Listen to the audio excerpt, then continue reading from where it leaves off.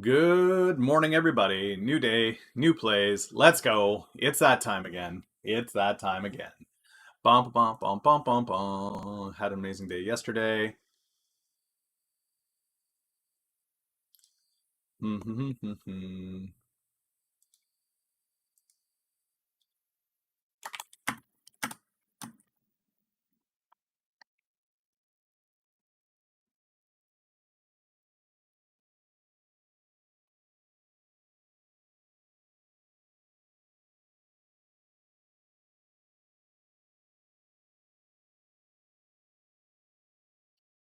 We early. It's a beautiful day, guys.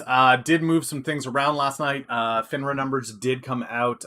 We have an entire drive document that I've been breaking down, evaluating short volume in these positions, just trying to get an understanding of where things are at. The interesting thing that I found was one of the tickers that we had been looking at yesterday, Pan L, the iron shipping company that had some dark pool movement in it, is actually an 88% short. This is a lot of volume, guys. Like a crap ton of volume.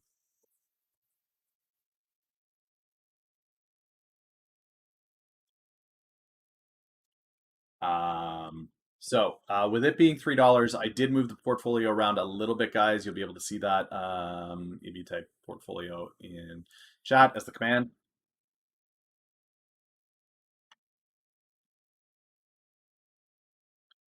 Portfolio has moved around a little bit. With the short volume, we did see that Clove did not have the short volume that I was interested in. As a result, my holdings currently are ETON. Oh,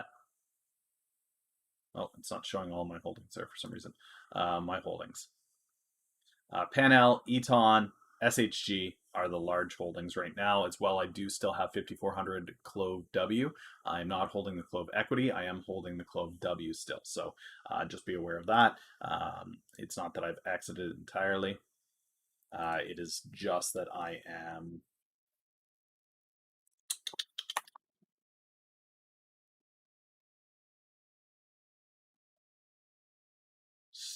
playing it on warrants. Just put this out here real quick.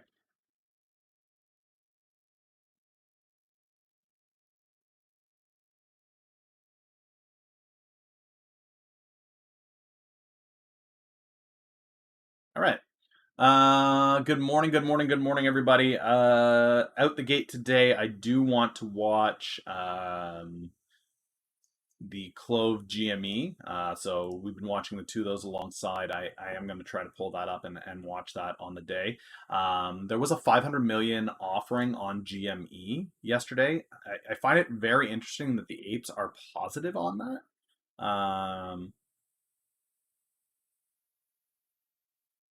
The additional shares being sold were not sold to retailers. This would be if there was an actual short volume, which there's not.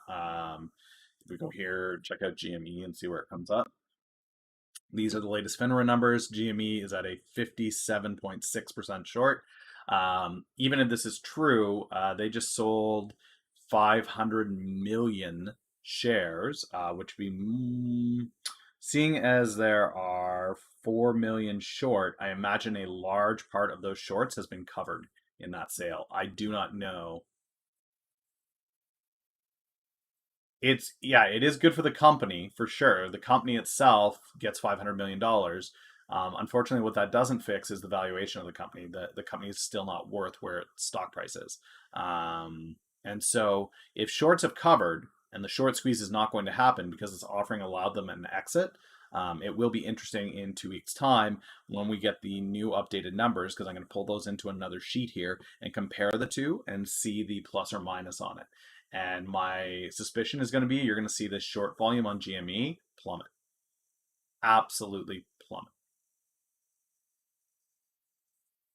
A large portion of this short volume, guys, this 2.5, is this 2.5 million? Yeah, 2.5 million shares shorted is going to be gone. We did get the Clove short numbers, guys. They are not high. Clove, 53% short. Sorry, that's Clove W. Where's Clove at? Clove, even lower, 30%. 30% short volume, so not anywhere near what people thought.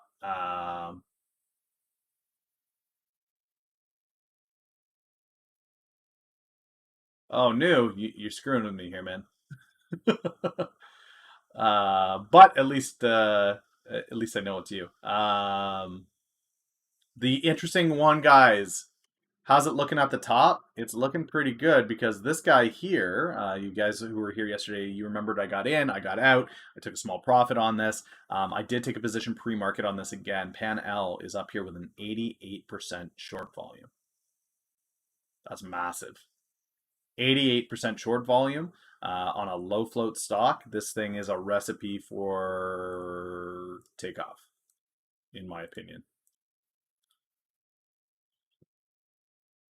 So I have a 329 entry on this thing. I don't know how long it's going to take for this to move, but given that it's got that massive short volume paired with those dark pool movements yesterday and Friday, I think PanL stands to be a really solid play. As well, guys, I'll put this in a few times throughout the stream, but the new YouTube video is up. I don't know if that command's going to work there. Let me try this. My new YouTube video is up for you guys to see. As promised, it is there. Is that the command? I don't even know what. Where's this data from? FINRA. FINRA. Yeah, it's extremely low float with a very, very high short volume. So these are the actual FINRA numbers directly from FINRA guys. I just ported it and pulled it with the help of some folks yesterday into here. But this data is all from FINRA. So let's go. For some reason, my command that I created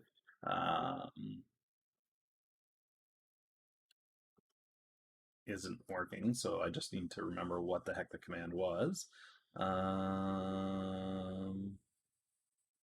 Play to win. Okay.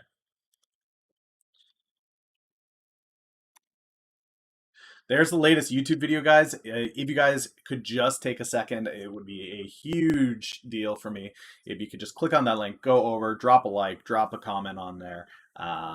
It goes a long way to helping the video get out there, grow, get the engagement levels it needs to be big and healthy and strong. So if you guys could take that time, I do appreciate it. If you want to bookmark it to watch it later, that's fantastic, but that command will be there all day. Plan for today, guys, I will be around till about 11:30, and then I am going to record a YouTube video this afternoon, top stocks that I'm looking for in May. There's 3 stocks in particular that I am very bullish on into May. I'm sure you guys are already familiar with what those 3 may be, but for the rest of the world, I want to share that info and get that out there. Now, with that being said, guys, as always, disclaimer in chat. I am in no way a financial professional. I'm not your financial advisor. I'm giving you no financial directions as to what to buy or sell, how to manage your own portfolios. This stream and all the content on my channels is explicitly for education purposes. I'm letting you see my thought process and how I trade. Okay, so I just want to be very, very clear about this. I am not giving financial information or advice. I am giving information, sorry. I'm not giving financial advice. You guys are your own people. You make your own decisions. This is for education purposes only, so you guys can get a little peek into how my head works, my thought process, and hopefully along the way you learn something. Now, if you're brand new to the market, you don't know what you're doing, you're looking for some resources to get started, again, that YouTube video is going to be helpful, but I also recommend those books. That reading list there, guys, is a breakdown of all the books that I have read in order to build my trading methodology. They're very useful tools. I put notes on most of the books so you know why those books are on the list and what they offer. If you guys are watching over on YouTube, that's down in the description below. You guys are able to see that and check out that list there. So with that being said, guys, we're heading into market today. Crypto's still looking good. Ethereum up another 2% today. It did make a run for 2,600 and didn't quite get it yesterday, but it's done a really good job, guys. This pattern of growth on it, I'm a huge huge fan of. Again, 1% of my portfolio is in crypto, and that's all I'm willing to commit to that at this point. So when I pass 200 grand, I'll put another $1,000 into Ethereum, and I'll just keep doing that over and over and over. But it'll be 1% into Ethereum from now until forever. What else is going on out there? We do have Mara at the HC Wainwright crypto thing today, so be aware of that. For those of you that are trading Mara, watching Mara, playing Mara, that is there for you. It should be interesting, depending on what he's saying. If he mentions that they are looking to go beyond,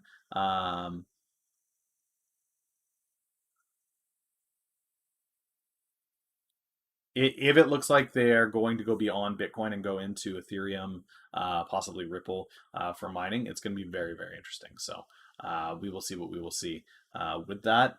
As far as announcements goes, we won't be watching that here live on stream, and it'll happen after I'm already gone. But the CEO is speaking there. I imagine it'll be interesting to see what they have to say. What else do we have? I don't see any other major news that I'm watching, guys. Kathy Woods did drop her Square holdings for Coin, which is kind of an interesting play. What is our average on Pan Al? My average on Pan Al is 329.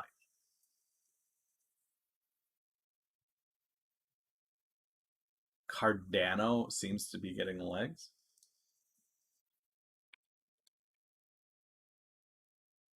Yeah, altcoins. The reason why I'm in Ethereum, guys, is it's boring. There's no way they're going into Ethereum mining. We'll see. We will see. Yeah, we do. It's on the bio calendar. End of May. Biofarm Catalyst. Bum, bum, bum, bum. PDOFA calendar, April, May. ETON. ETON. So 27th is our first PDUFA. The 28th is their earnings, and then the 29th is another PDUFA. So this week here is going to be bonkers. What makes it especially bonkers, guys, is ETON on Thursday, PDUFA approval. Earnings on a Friday, which means if you want to play for the PDUFA, you need to buy Friday in order to get the PDUFA. It could open Monday pretty solid. Good morning, Marianne.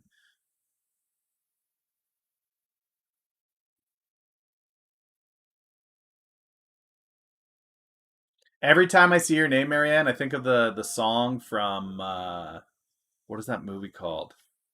I don't think it's Epic. Strange Magic. Have you guys seen this movie? It's a George Lucas movie. It's an animated film. They use music from like the 50s paired with 90s rock, but the lead character in it is Marianne, and there's a song in it about, well, it's an old rock song, but they bring it in, and the guy's you know apologizing for having cheated on the girl, but yeah. Anyway, dad moment. Sorry, sidetrack. Weigh-in, guys, is still going to happen every Friday. Lost 2 pounds last week, so pretty happy about that.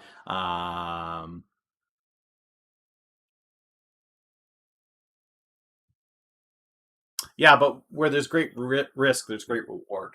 And Bitcoin at some point is going to lose its luster. I think.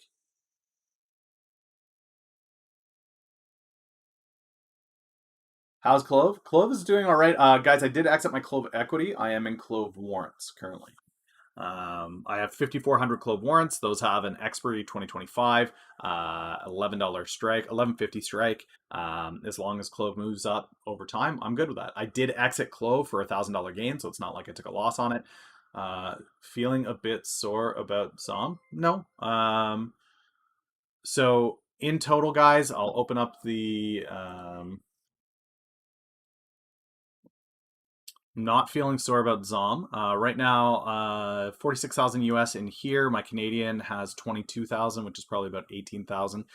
So I started the year with 50,000 bucks in the portfolio. Right now, I'm probably sitting close to 65, 66,000. So I am still up 30% on the year. Not feeling so bad. Don't feel bad about it at all. Exited to enter into the current plays that I'm in. and I think that I'm going to see pretty sizable growth on that. So 30 cents well, I guess 20 cents from where I exited on Zom is not really going to make or break me. It doesn't really do jack squat for me.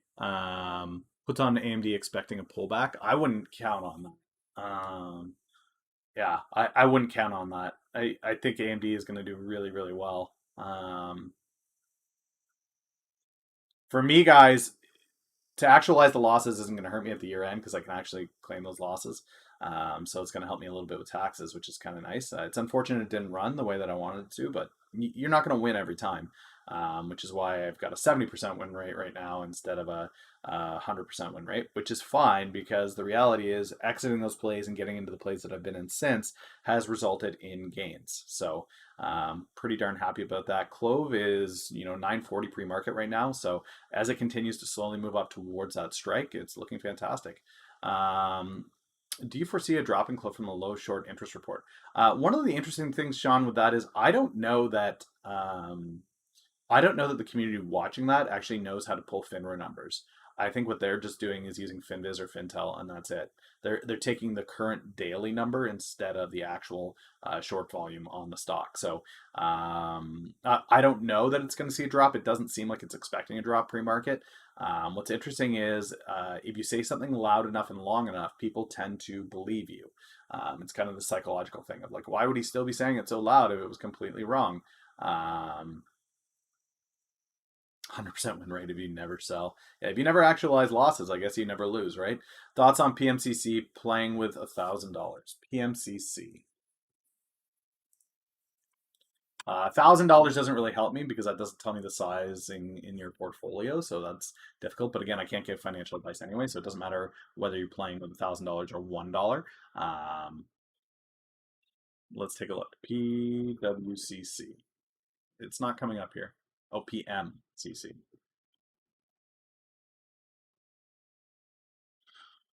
Philip Morris. PM.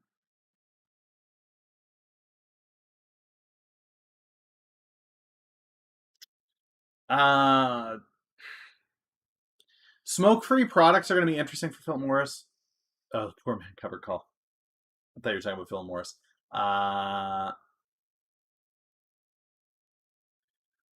Yeah, I mean, what's interesting, guys, like you go to GME this morning and you're going to see the same thing.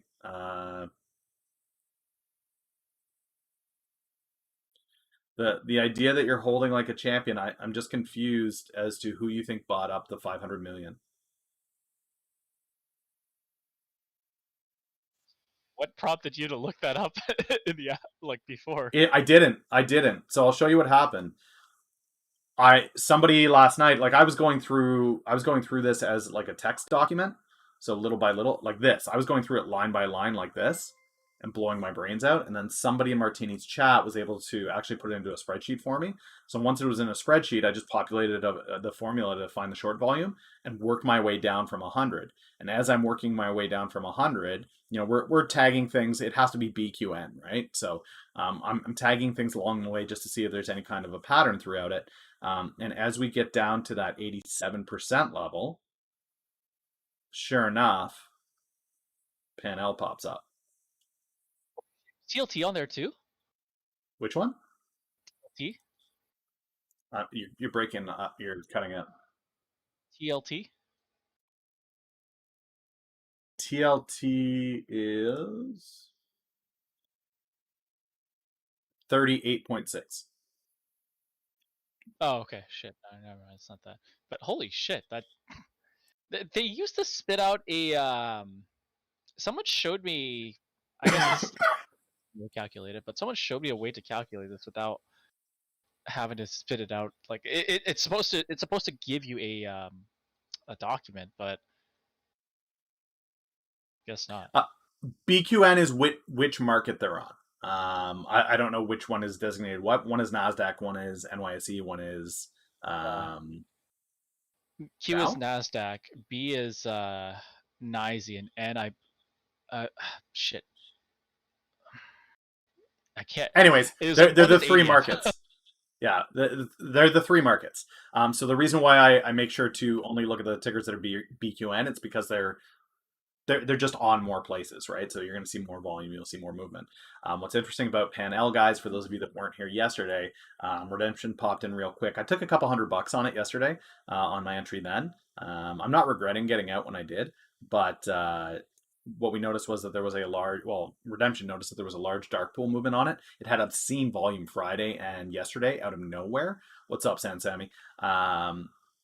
But we couldn't really figure out what the deal was with it. Originally, when we looked at it with iron ore, what we had thought was that there was going to be a play in Chinese shipping, steel, that kind of thing. But the reality is, I think it's more this. I think that there's an extremely large short volume on this with an extremely low float. This thing is looking like the arguments for a short squeeze, guys, on GME AMC, those arguments that are being made. I'm not saying the numbers, but the arguments that they're making of like it's super low float. There's not a lot of volume right now. The short volume is through the roof, guys. This thing has the potential to go because shorts, when they cover, are going to just drive this up because the volume's going to spike like crazy. You're going to see massive gains on it. All of those things, that the entire line of thinking and argument is in Panel. Average volume on this thing is a joke. Um, Average volume 270,000 a day. Pre-market, it's already done 125,000. It's already done half its daily volume pre-market. There's the bell though, so let's head over. I want to watch GME and Clove at the gate here.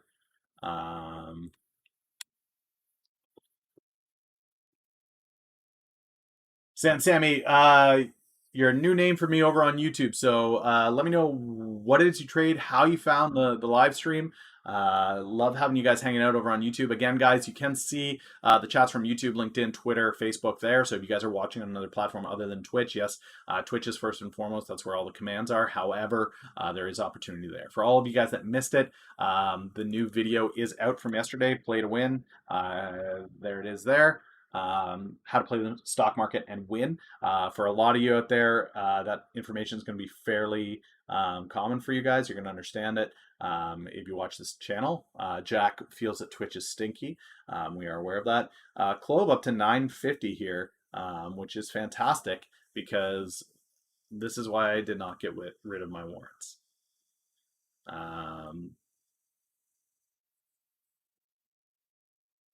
Hey, Sinui, what's up?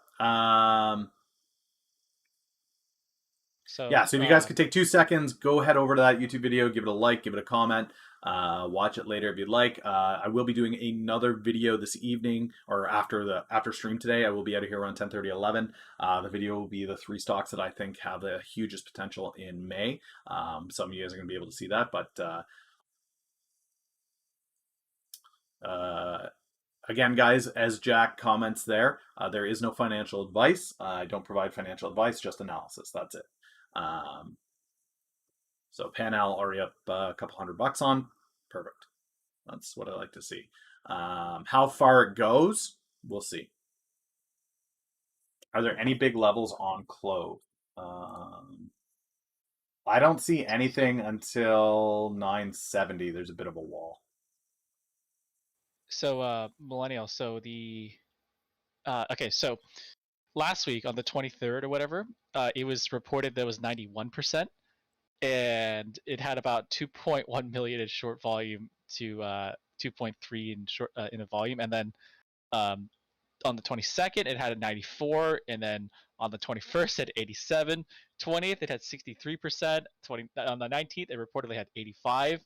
On the 16th, it reported it had 90% and so forth. Like the time before that, it was like still 60, like 30 to 60%, but it was only around last week when it started raising its short interest, and also when the volume started picking up. You think ETON is buy the hype and sell the news? Do you have a price projection in mind? No, it's not a buy the hype, sell the news. The thing with ETON is when you've got a bio company, guys, that has and I was looking at this briefly beforehand here. So let's go back to we'll do this. Let's go here. So with ETON, guys, uh, Thursday the 27th, they have a PDUFA approval. The 28th, there's an earnings. This is a Friday. Then on the Saturday, there's another PDUFA approval. So if you want to play, let's say they get approval on the 27th, right?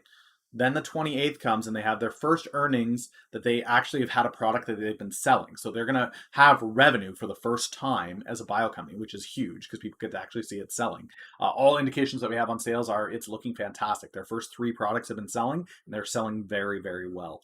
And then if you want to play over the weekend into that other PDUFA, you have to take a position Friday.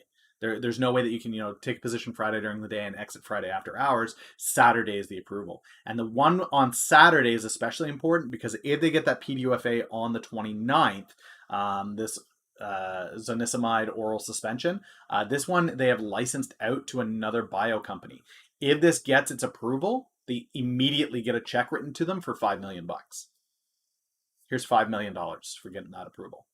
On top of their percentage of the sales of that, here's $5 million for the FDA just saying yes to it. So my thoughts on ETON are that's a great May, right? Okay, well then we move into June. It's going to ride on that. And then the 18th, we've got another ETON PDUFA. And then I think August, they have another one. Yeah. August, there's another PUFA. So do I think this is buy the rumor, sell the news? No, this is consistent good news into August. There might be a bit of a decline after June, but holding ETON into the 18th isn't going to hurt. And kind of price target for me, if you have a company that has 5 approved drugs out in the market, somewhere between $20 and $30 a share is probably not insane. If their earnings go really well as well, that could be another pump. I don't know what that'll do for it, but as far as price targets that we're seeing from the ETON community, where they think this is going to go, I think there's some unrealistic targets. If you head over here and you're looking, you're going to see people suggesting maybe it's $80. I don't think it goes to $80. I think that's a bit far. Let's see if I can find price targets here from anybody.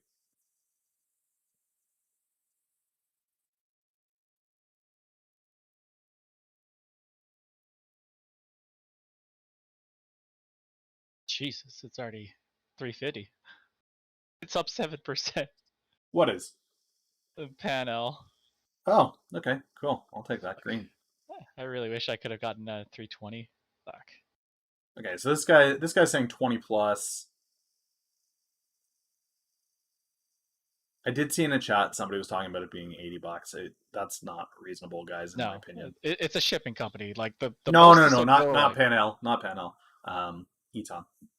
Even with all those approvals, guys, it doesn't make it an $80 company in my opinion.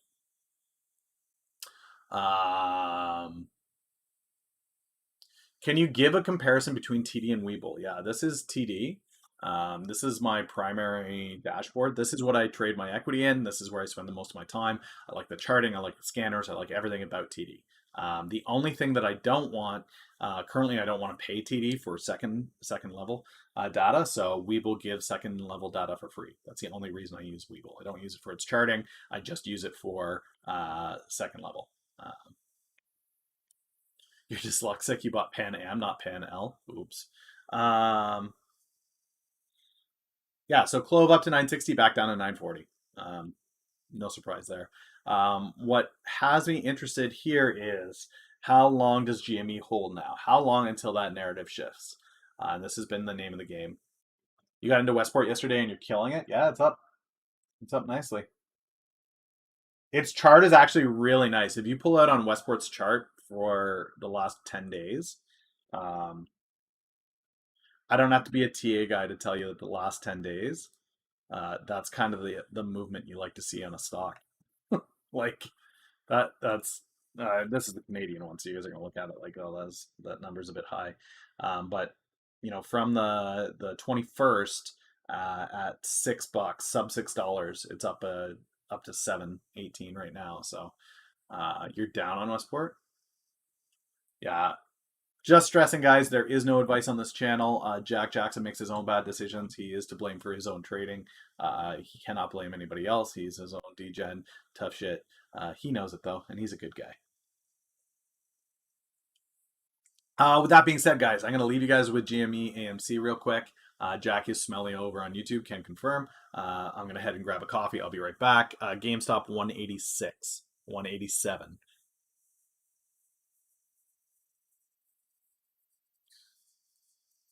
That is fair. He is the YouTube army. He's a one-man army over there. For now, I'm trying to grow that. I'm trying to get you some buddies over there, Jack.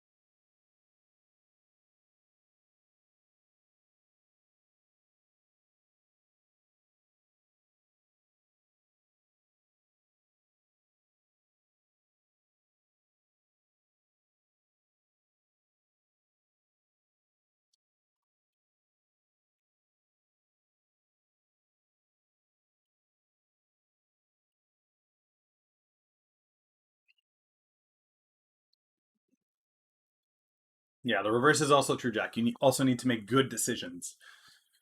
Good decisions equivalent to all the good decisions people are making. Checking the portfolio, guys, up another 2%. Unrealized, I'm up 7% right now. For those of you that are losing your mind because oh no, millennials out of FTOC and Clove and SNDL and Zemetica. It's not a huge concern, guys. I am still in Clove. I do have warrants. Consider these as stock, as they are 1-to-1. I am just trying to build the capital to be able to exercise these. And really, I only need enough capital to exercise, 1,000, because I can exercise 1,000, turn them into shares, sell them, and then exercise another 1,000 share. And then, what platform is this? This is the this is TD Waterhouse. So this is the TD dashboard, but in Canada. Jabont09, thanks for the follow, man. Appreciate that. But yeah, this is the TD dashboard for Canada. So it's like Thinkorswim, it's just a little bit different as a Canadian platform. NTWK, guys, these are the top runners. These are the scanners that I use. Unusual volume, top volume, so most active stocks, percent gainers, percent losers. So what's interesting is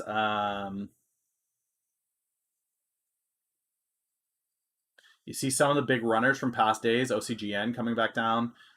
Skills is here. Lasers here. Some fairly familiar names. Bingo, BNGO.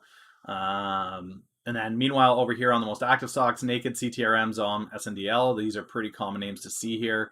Again, Send, BNGO. Those are fairly common to see here. Nokia, that's a note down here at 420. 420. You're up, Easy McChicken on Pan L. Love to hear it, buddy. Love to hear it. What's interesting is unusual volume. Look who's on our chart. If that isn't Pan L, average volume 29,000. Currently 88,000 volume. Interesting.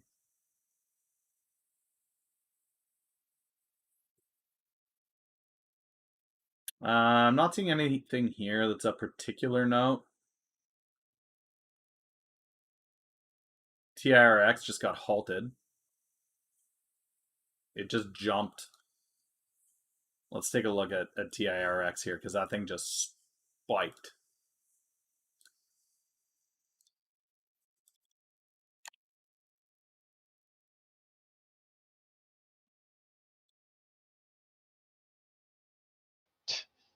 Digital Ally awarded U.S. patent titled Wireless Conducted Electronic Weaponry. What? getting to the defense side too. Yeah. Guys, Panel is not being bought by the little guys. No. No. There are no little guys playing Panel. The reason for exiting FTOC was I wanted to put that capital into SHG and into Pan-L. I have until June for the news about Payoneer to drop. Worst case scenario, like I was below my original entry, so I'm going to get a better entry on it anyways. I might as well have that capital working in Pan-L, in SHG, in ETON through the month of May, and then I can exit and enter FTOC at a better entry heading into June. That's my thought process on it. Now, I'm not sold that I'm going to exit ETON in June, but I will probably start looking to exit some of my Clove warrants, and I will start looking to exit potentially SHG. Clove gave it all back. Blendy, I'll check that out. It's apparently DGLY or Digital Allies trying to make a new taser, or probably do the same taser. Yeah, they already have a taser.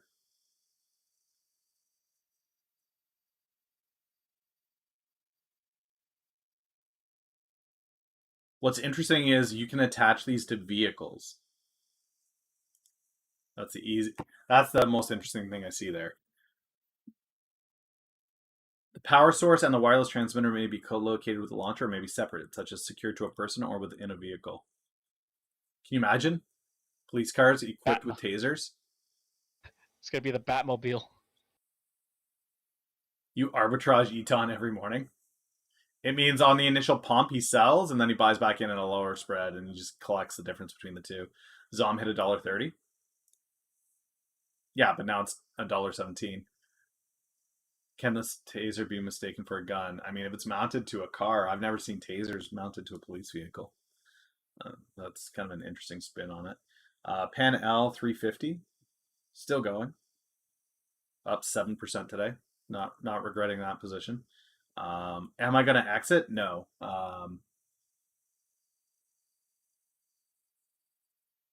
No, I think that this is indicative of a much larger move about to happen here, guys.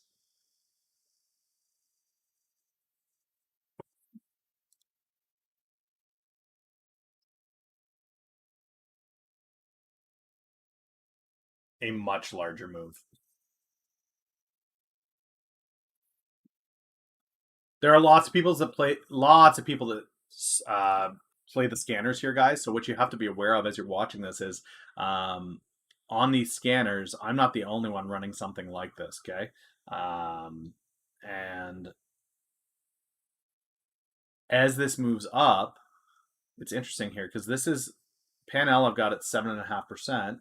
It's just below the top gainers on the day. Like it's just like 7.9 here is the. If Pan-L comes up to 10%, it's going to pop onto the list, and people are going to recognize, oh, this is really low float volume. What's going on here?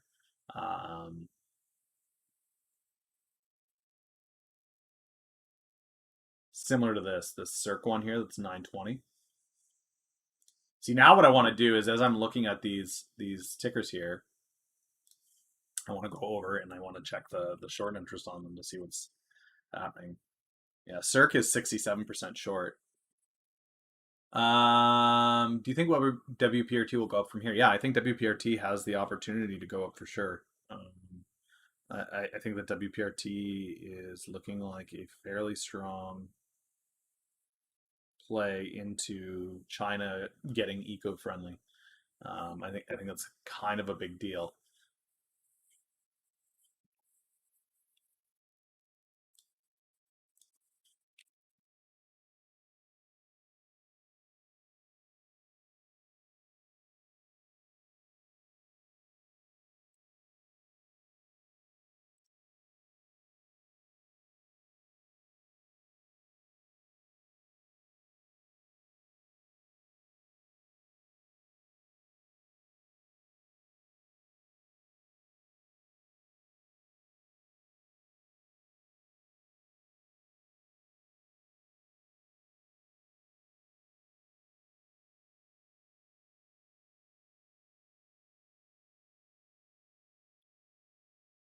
Okay, yeah, let's take a look at the meme stocks, guys, and see what's going on there. If you guys have tickers that you want me to take a look at, I am happy to do so. I just want to make sure that you understand why I made the changes I did to the portfolio.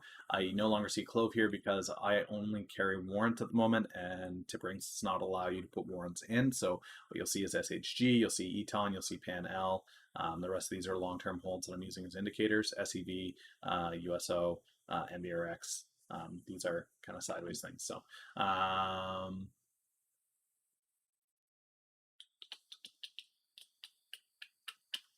what am I looking at? I am looking at a bump, a bump, a bump, bump, bump, bump.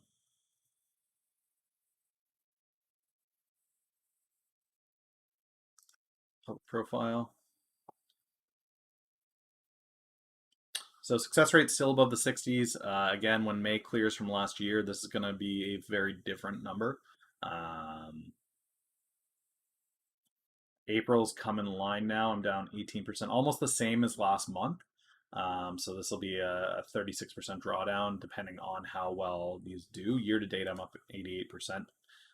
So still can't complain about that. Looking pretty good over 12 months as well. These are kind of numbers that you want to see put up. Unfortunately, this doesn't take into account the gains from January. But yeah, let's take a look at the meme stocks, guys. So OCGN was one of them. OCGN was a hard runner for the past week.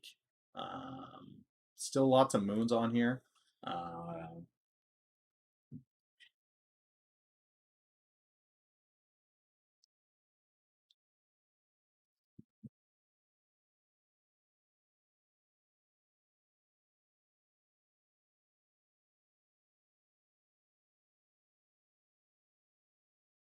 200 dollars a share.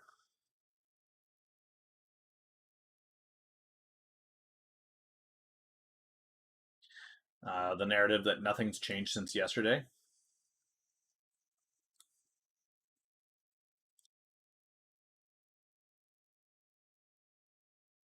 So down 8%. OCGN. They're claiming that this is just the Reddit guys trying to put it down. MBIS guys. This was another one.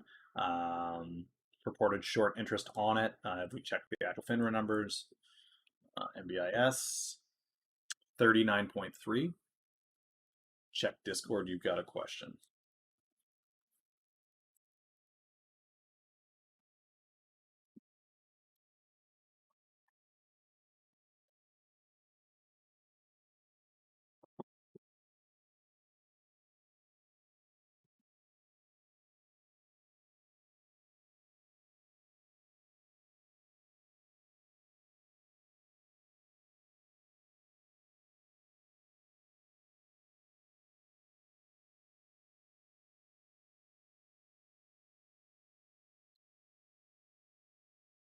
I don't. Redemption. ARCA purchases on PANL. What does that mean?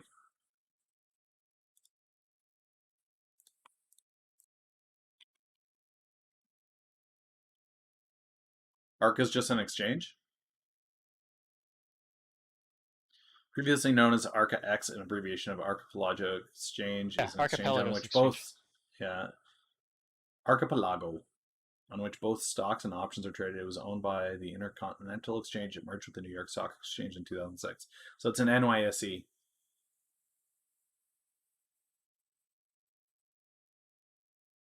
Yeah, It's that's just a the place where exchange. people route.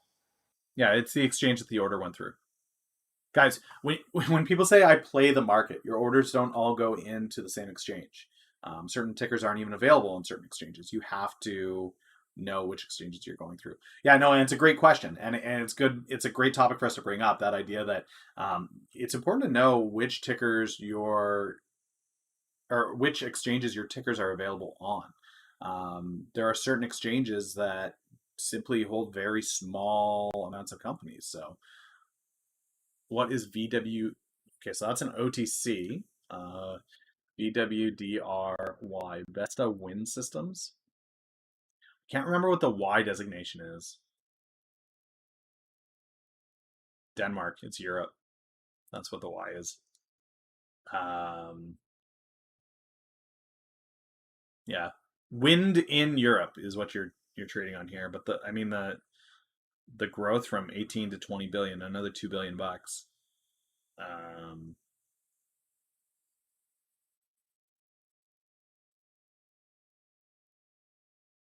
it looks like they're getting rid of their U.S. assets too.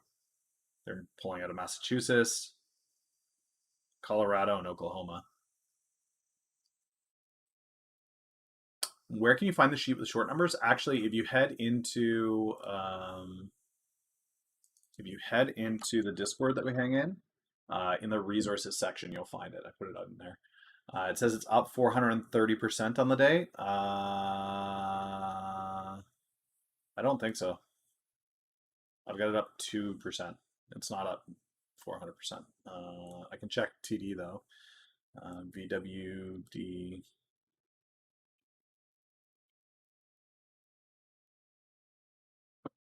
Yeah, definitely not. No, it's the opposite of VW moist. Yeah, I think that's a bug. I think you're looking at a bug. GME at 180, Clove back down to 920. So the short interest myth is quickly dissolving, and it looks like Clove is coming back down a little bit, which is fine. I'm still up $2,000 on my warrants, and the nice thing with the warrants is I've got till 2025. I got no rush. Lorthantos, that's the FINRA, but that's not the sheet that I've created that calculates the short volume for you.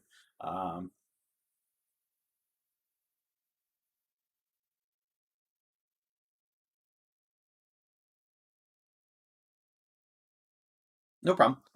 Guys, going to first sources is key when you're talking about short volume. There's a lot of people saying, well, see, I told you the short volume actually wasn't going to be that.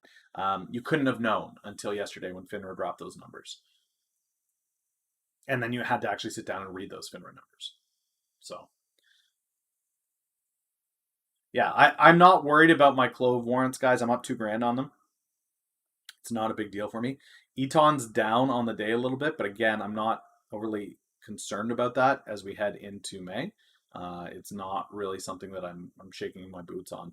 I know what I'm seeing, and I know what biopharma does when things get like that. So I, for one, am just not sweating on ETON downward price movement. If I can allocate more capital to it, I will. It's just got so much potential behind it. SHG is up another $300 today, so I'm up $1,000 on that position already. That's looking really, really good. TD 72% short.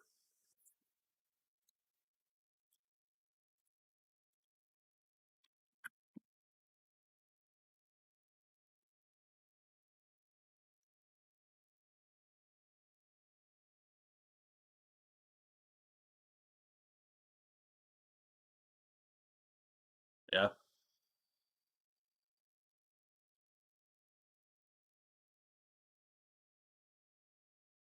The notes are in there, guys. If you're part of the Discord, you can hop in. I didn't go further than 85% or 87% yesterday. Anything that I found of note, I put notes in here. Again, I'm only looking at the tickers that have a BQN, so that they're available on all three of the markets. And I've broken down loosely what those things are. But you're free to go in and play around with it. This is publicly available knowledge. This isn't something super crazy.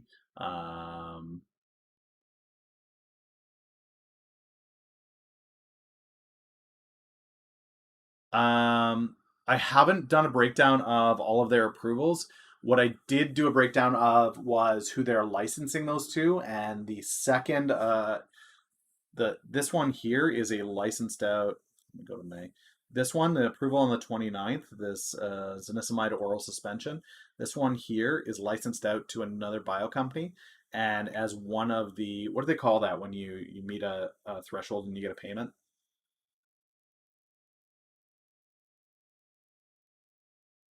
A milestone, yeah. So one of the milestones is PDUFA approval. They get 5 million bucks in their pocket just for that meeting that milestone, and then as they start to sell that, they get a percentage of those sales as well. So they don't have to have that a benchmark milestone. Yeah, Um, as far as how badly are they needed? Dehydrated alcohol injection. That's a sanitary product. I think that's going to be a value no matter what.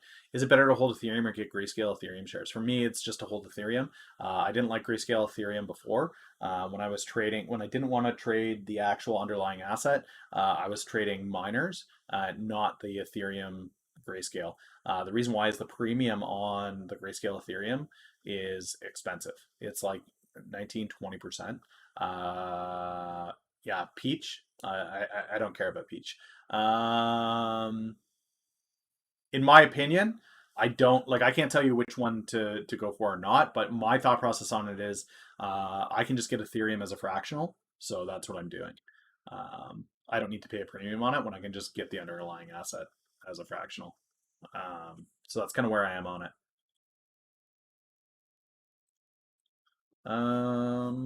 But I mean, not a bad day, guys. Up 4% on the Canadian side. So there's 22 grand in there. It's about 19 grand. What's a fraction of Ethereum called? It just shows as Ethereum on mine.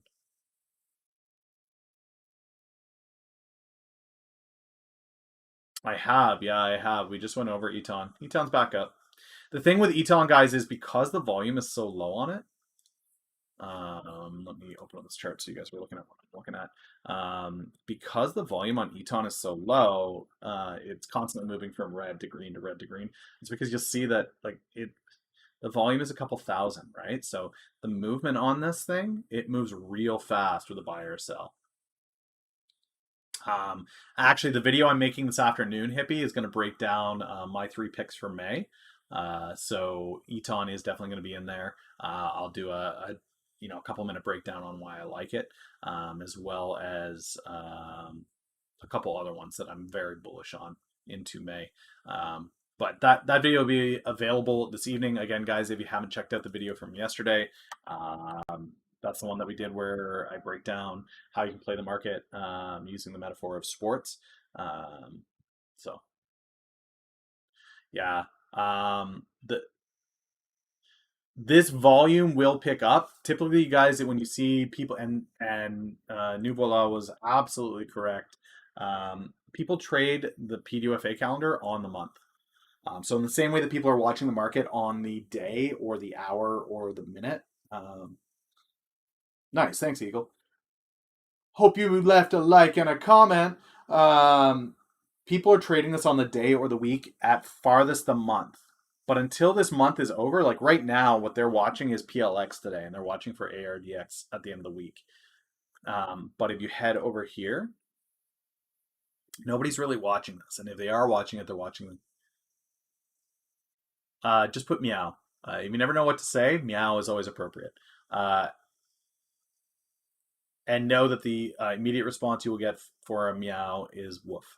Um, SLGL, PLX, ARDX. So this is last week of April. This is kind of where people are looking right now, maybe even here. There are some big names that people are more likely going to watch. BMY has 3 PDUFAs next month, so there's going to be a lot more hype, which is actually good for me, I think. As BMY has missed on their last couple PDUFAs, I think them having these here is going to draw attention to BMY and off of Eton, which makes this weekend here like this is May 2-4 weekend, I believe, right? Or is it this? Is this May 2-4 weekend? Oh, when is May 2-4 weekend? You Americans, do you guys do May 2-4? National Patriots Day? Is that a national holiday there?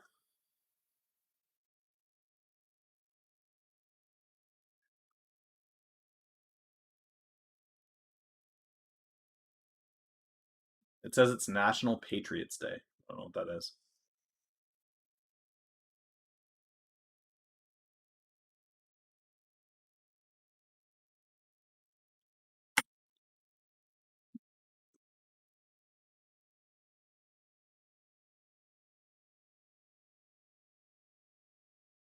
Yeah, Memorial Day on the 31st. Well, I guess you guys wouldn't have May 2-4. It's Victoria Day. So this will be interesting. Um, so this is not it's not a short weekend then, right? May 31st is the Memorial Day, so the markets will be closed that day. Oh, oh, are the markets closed on the 31st?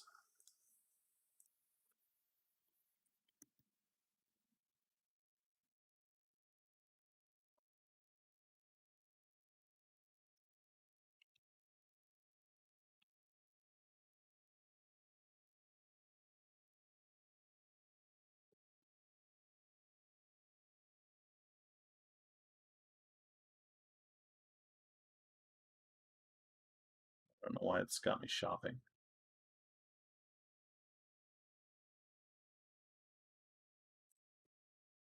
Stock market is closed on the Friday before Memorial Day, but the bond markets close early at 2 p.m.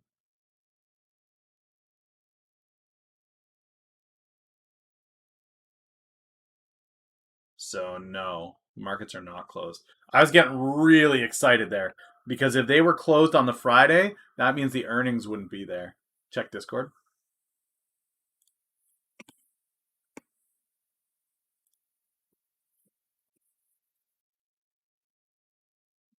Oh, it does say it's closed.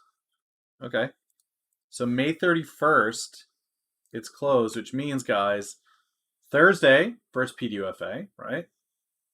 Earnings on the Friday, second PDUFA on the Saturday, and you will not be able to trade ETON on the Monday. You'll have to wait for the Tuesday.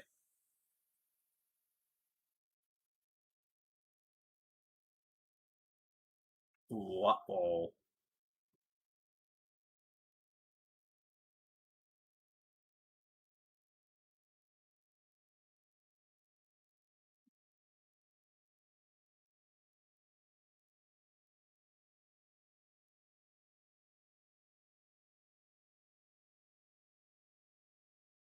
What does that mean? If ETON announces a PDUFA approval on the Saturday, people have to wait all the way till Tuesday to enter a position.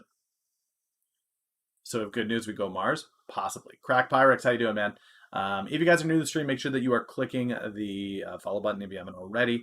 I go live every day, 9 a.m., do a breakdown of the market for a couple hours. For those of you watching over on YouTube, I am going to put out a YouTube video daily after my live. So if you guys are subbed over there, you're going to see a daily video on top of the live stream every single day. So that's there for you. MVIS down 16.8% today.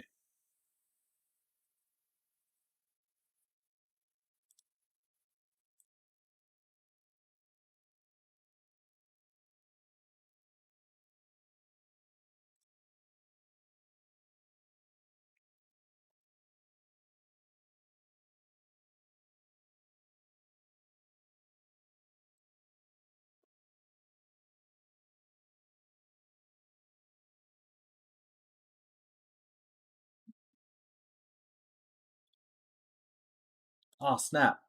We did kill it.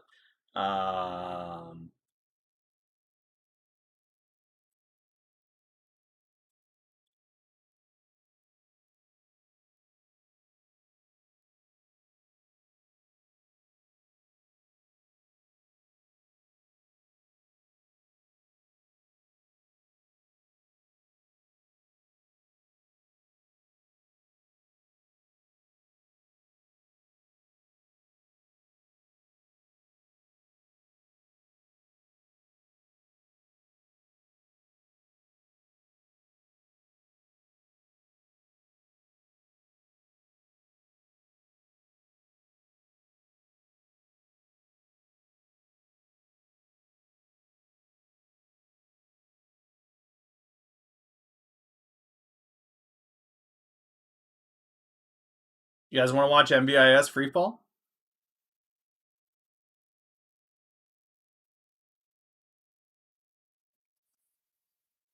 Should we watch MVIS freefall? Yeah, it looks like it's building up to that.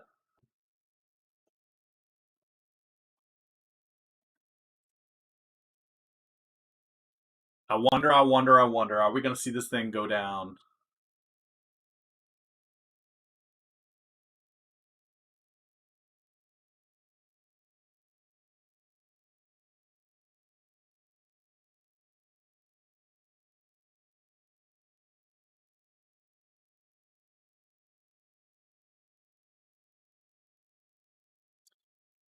Remember, guys, we did see a lot of these stocks that were rumored short squeezes have increased volume yesterday and gains yesterday. What people fail to realize is they're saying, see, look, we got the stock movement correct. No, that's shorts covering. They know that the FINRA numbers are coming out as well, and they know that you guys are going to see them.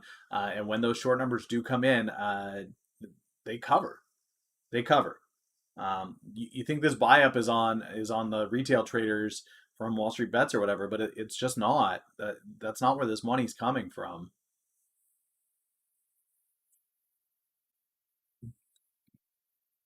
22.30 right now.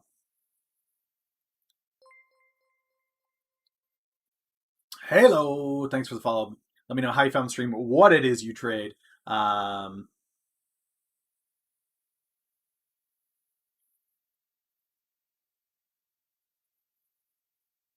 yeah, Clove is 9.20. That's not terrible. It's down a penny today. Blackberry's down a little bit. Clove warrants are down 11 cents. I'm still green on those. I mean, portfolio's up 4.5%. I'm okay with that. How's Canada doing? I'm up another 2% on SHG today. This thing is just going to keep going. Peroto PR, thanks for the follow, man. Let me know how you found the stream, what it is you trade. Buying in deeper. What's Snow got for us here?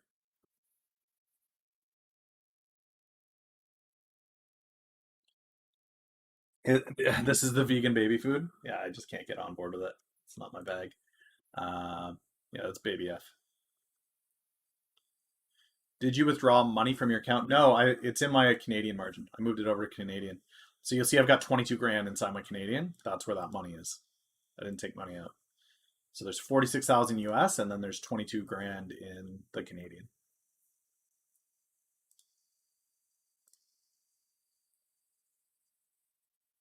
US equity, Canadian equity. I can buy in both from my platform. So that's all that you're seeing there. Any idea likelihood of ETON products getting added to health insurance plans or increase the size of sales team they will have employ? Would be interested if they can gain meaningful market share for some of their orphan products, especially with their nice royalty portfolio. Let me take a look. Orphan drug designation would be an indicator that insurance looks to cover. Typically, they want those first-in-class drugs because they come at a higher value. It's not only they perform better, but they also usually have a cost reduction of some kind. So mostly an options trader playing puts on AMD. Watch for that IV crush. Puts on Dominoes this week. Keep up the gains. Will do. It is nice that I can go back and forth. PJ Effer 92. Thanks for follow, man. Much appreciated. Let me know how. Oh, Tucker. It didn't say fucker. PJ Tucker 92. You want your daily YOLO. Full disclaimer, guys, I don't do financial advice. You guys should get a financial advisor if you do, but you're welcome to watch and see the tickers that we're watching. I do openly disclose what my plays and positions are. This is cash. I don't play funny money. I don't think there's any value in trading that paper money. So if you're looking for a YOLO, you can definitely listen in and see what's going on, but it's not financial advice. You guys come to your own decisions on YOLOs. For me, I like to do due diligence, spend a couple hours understanding what it is I'm trying to do. Now, we were looking at, we're going to take a look at ETON here and see exactly what the value is on this stuff. I'm not looking so much for the SEC stuff. What I'm looking for is the, okay, so this is relevant. This is relevant.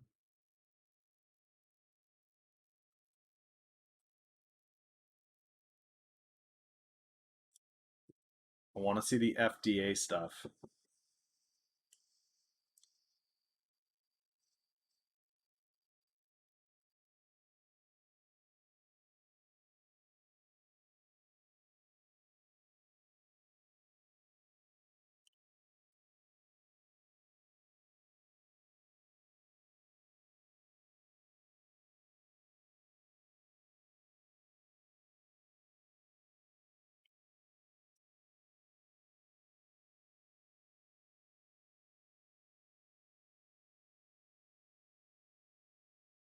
All right.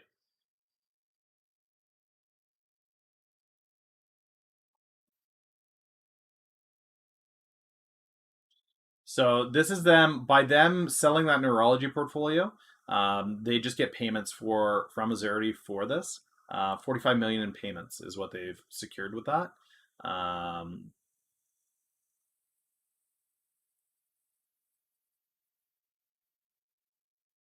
Again, guys, that disclaimer applies to everybody in chat as well. If anybody in chat is throwing you out a ticker, that's you have no clue who they are. There's some guy on the internet. That is not where you want to get your financial stuff from. If you're interested in the tickers that they're throwing out, do your own due diligence. Go and look at the ticker, understand what it is, why it would move. I'll let you know the short volume on ZOM shortly. Again, that sheet is available in resources inside the Discord, guys.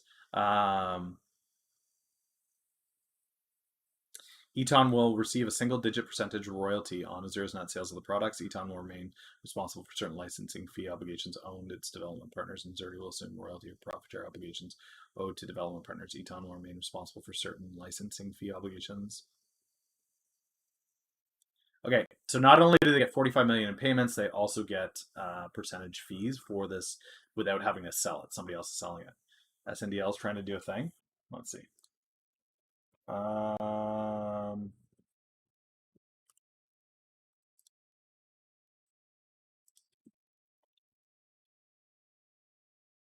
Yeah, it's at 93. What else do we have here? So that's their neurology stuff. Alkindi Sprinkle, company current commercials in the U.S. as a replacement therapy for adrenal cortical insufficiency in children under 17. It's an immediate release oral hydrocortisone granule. So this is pain meds for children. This would typically be covered by insurance, I think. Cam?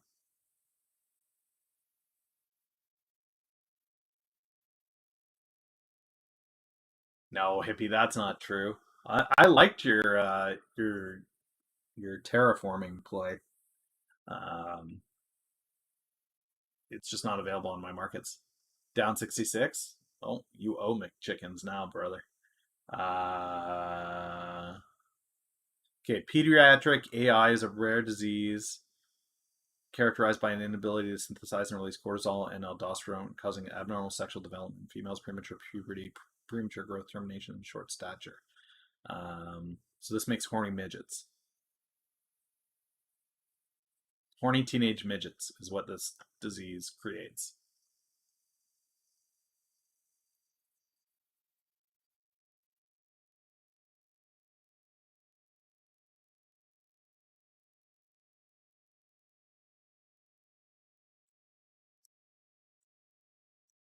I think what we do is we do this.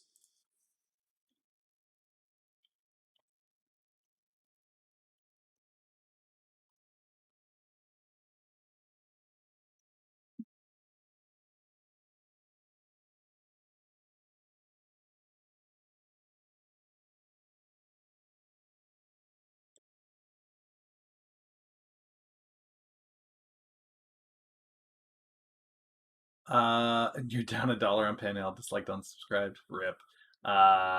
Zom just dipped. Uh-huh.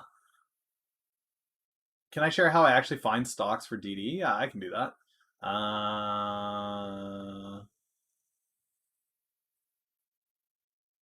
Well, Zom ran on nothing other than the short interest, I think. I think a lot of those low float stocks did. So this is a healthcare plan that has it. Not covered. Nope. Okay, so that's a no on that one.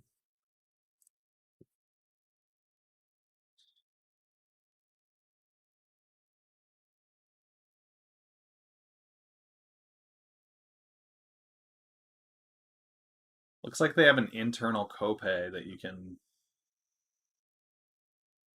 use to get this.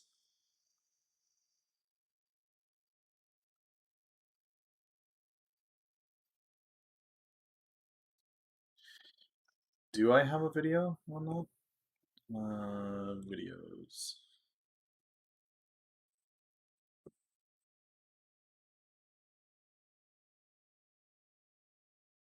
I don't think I have a specific video as to how I do that.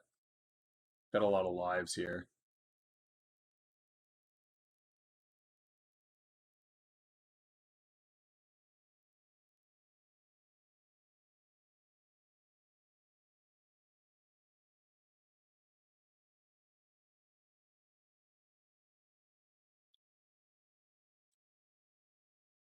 Okay, So let me go over that. I'm just going to check in on MVIS real quick here and see what the damage is looking like on that.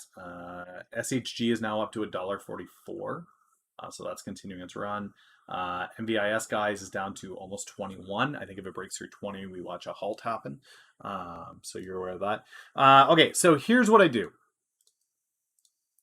I spend my Saturdays every week doing DD and analysis. So for those of you guys that are unaware, Saturday, while you guys are out drinking beers, except for those of you that are hanging out with me in chat, I'm working. And what I'm doing is I'm going into things like the catalyst for the week.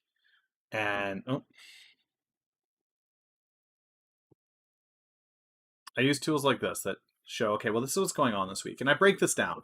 And I actually create notes for the week saying, okay, well, here's my weekly DD. These are kind of the things that I see happening this week: earnings and conferences, government stuff that's happening, and I put that all in there, and I kind of let that sink in. And then what I do is I break that down and go, okay, given this news, where do I see potential? And there are weeks where I don't see anything happening that's of interest to me. Now, there's a lot of people that are excited for this week because Tesla has earnings, Amazon has earnings, Apple has earnings, or whatever. Apple already had earnings. Amazon had earnings. Airbnb lockup on Friday. Mayor's got a crypto conference. Powell speaking. FOMC. I take a look at all that news and then I try to think about, okay, well, what are the plays that I would take off of this? And that comes in here. The other thing that I do consider, because I am a bio trader, is I take a look at the FDA calendars and what's coming up for approval. Now, based off of that, I look for a play. Now, because I don't trade day, hour, minute kind of plays, I trade on a longer scale. I'm able to just take the time and find things that are going to be a month out, 2 months out, 3 months out. So for me, guys, Friday 8 posting on StockTwits. Saturday thinking cap on going gigabrain. Yeah, the majority of my work doesn't happen when the market's live. It's just watching kind of positions I'm already in. So for me, what I do is I look at the news and kind of predict what's going on. So the best way for me to show you what I'm talking about is to actually go into my portfolio. Okay, so these are things that I look at that come across my feed. SHG. SHG was one that came across when Martini was taking a look at GDRX off of its IPO. GDRX was a telemedicine play. I didn't quite like it because telemedicine wasn't enough for me, so I started to look for other telemedicine plays. What I found was a Canadian company that is buying up clinics and doing medical insurance, telemedicine, and ownership of clinics on a revenue positive model for acquisition. So for me, these were a whole bunch of things that after doing a ton of reading, it was probably 5 or 6 hours of reading by all said and done, watching old conference calls, reading through transcripts, looking at business models, finding out who the CEOs and executives of the company were, forecasting whether or not I saw the healthcare in the US expanding in this year or declining in this year. After all of those pieces came together, I decided that SHG was a position that I wanted to continuously leverage into. So that's kind of where that went. So that required reading of SEC reports, that required reading transcripts from earnings calls, that required understanding who they were buying, why they were buying, that it required LinkedIn, going into people's profiles and understanding who they are, what their success is like. Taking a look at this portfolio, ETON. ETON is on biopharma calendar, largely playing that, as well as positive earnings potential. So for me, ETON looks like a really solid play. I've got about 25 grand sitting in it based off of that. Zom went red, that 14% up was short lived. Yeah. Short numbers are out and verified now. So any myths that something is massively shorted are gone. With Clove W, guys, I've done the due diligence on IPOC. So even before this was Clover Health, I did due diligence on the SPAC. IPOC is a Chamath SPAC, understanding the team and what was going on. Also, you have to understand with Clover, when you take a look at Clover, why the decline? Why did it fall? And the reality is Clover declined on a short report from Hindenburg that I think errantly suggested that there was a DOJ investigation. The Department of Justice was investigating Clover Health, and that's just not the case. There was a request for information that happens all the time. There's lots of companies that get requests for information. I imagine those social media companies everybody knows and loves, they get regular requests for information from the Department of Justice. So, but that does not equate to an investigation. That's them just asking for clarification on something. Until there's an investigation announced, there's nothing. Are these considered swing trades? Yeah, they'd be considered more swing trades. Now, in this case, I did have a Clove equity position. Now I'm holding warrants. The warrants are 1-for-1 with a longer dated strike. Warrants are, again, like options, but they're issued by the company instead of the exchange and have a single strike, a single expiry. So,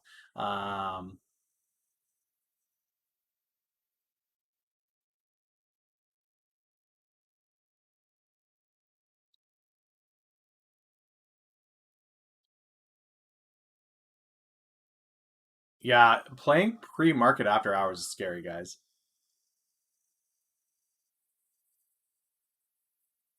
Yeah, so the valuation on Clove when it came out, guys, was $16, $17. I think there's lots of time on it.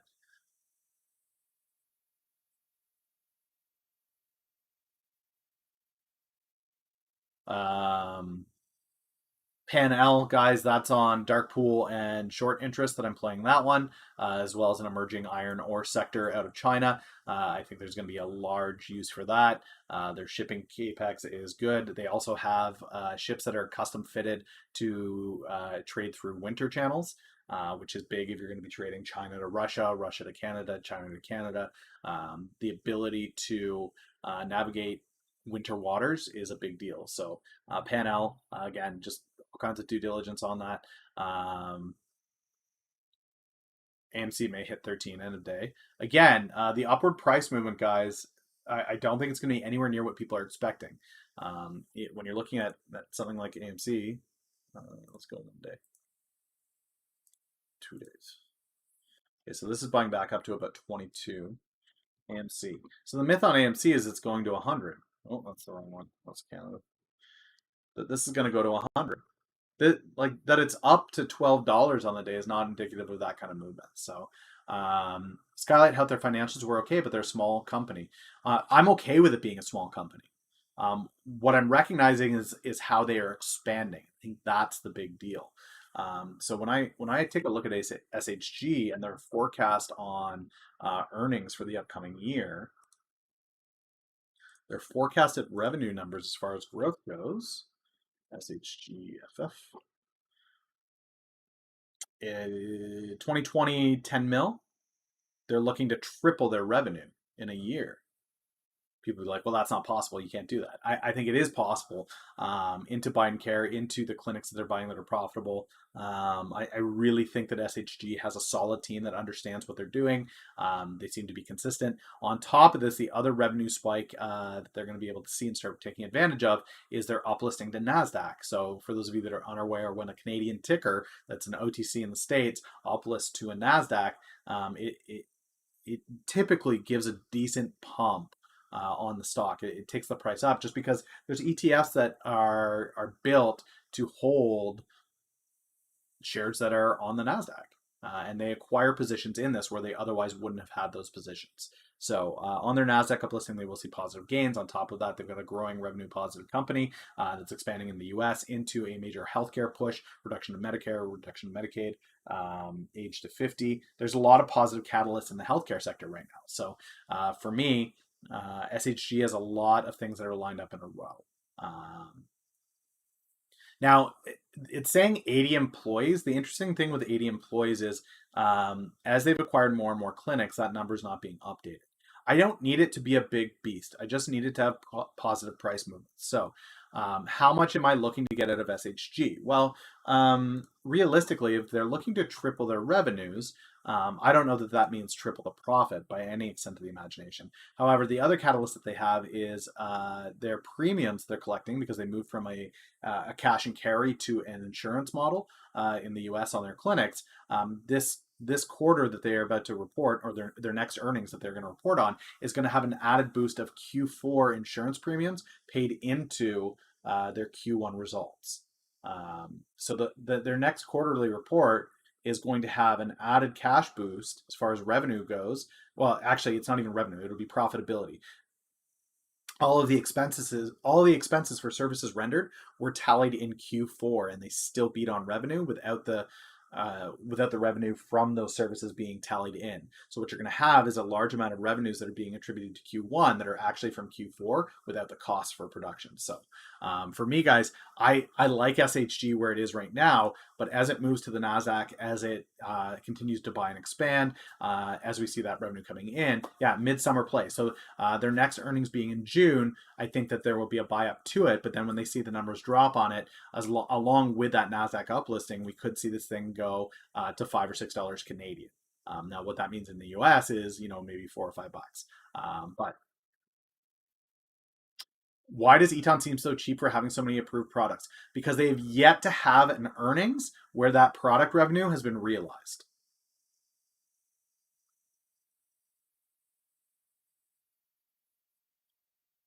Yeah, I know. Yeah, yeah. The valuation at $16, $17 is really high on Clove.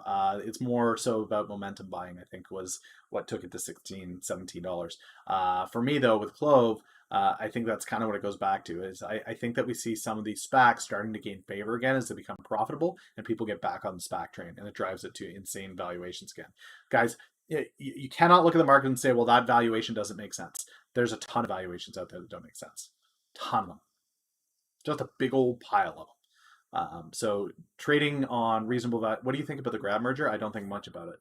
I really don't like the food delivery industry, guys. If you're going to ask me about food delivery, I'm just not a fan. I don't like it. Um, it's just not there for me. Uh, yeah, it'll be a hype drive. Like all of these tickers that we consistently are having conversations about. Is Microvision really worth this? $4 billion? I don't think so. Like GME, what's GME's valuation right now?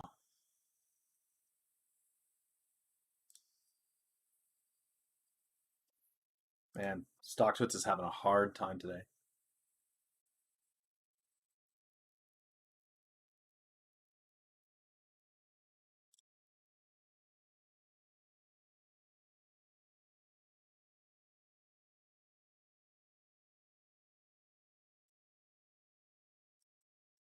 Man, StockTwits is just dying today.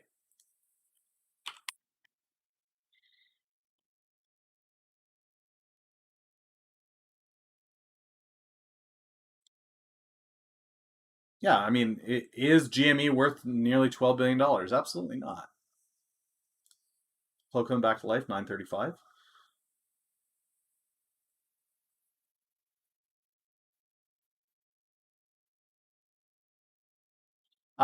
All I need Clove to do is go past strike. So if Clove goes to $12, guys, I'm pretty happy about that. And I have nothing but time for it to be revenue positive, for it to actually start making profits. I've got till 2025. I'm not rushing Clove W. My warrants are there. They're locked. They're loaded. I'll wait on it. Pen out paid a dividend. Yikes.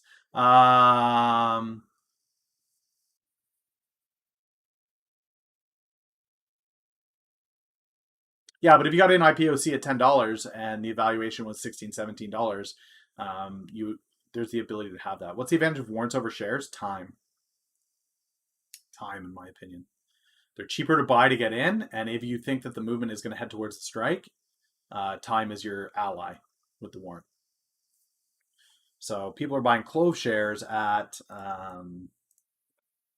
you know $9 a piece right now. I'm holding my warrants at a 230 average. Now, if those warrants don't come into strike, or those warrants have a large, all right, mute me.